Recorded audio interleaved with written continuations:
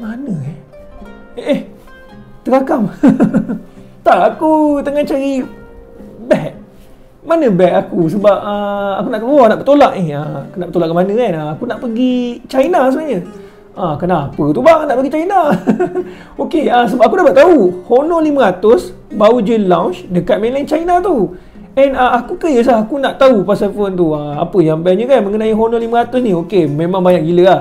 First, dia punya kamera tu memang padu gila. Dia punya portrait tu boleh up to 200 megapixel.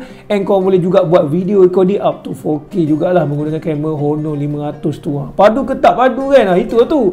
And secondly, apa yang membuatkan bagi akulah, ni personally akulah, aku kan kaki gamer bagi siapa yang kenal aku dah lama.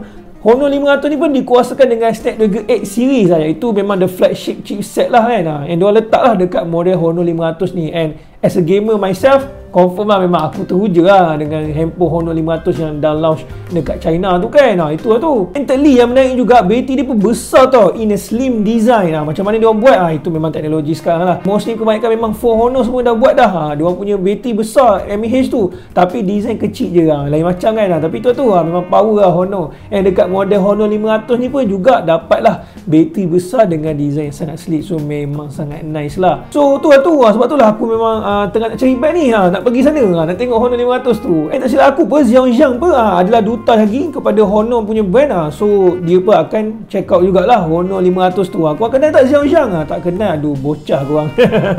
Menarik kan Honor 500 ni? Apa pendapat korang? Korang excited tak dengan Honor 500 ni? Macam aku excited sampai aku tu nak pergi China ni. So apa pendapat korang kan? Komen down below guys. And wish me luck. Aku nak cari bag sebab aku nak pergi China sekejap lagi. So bye bye guys.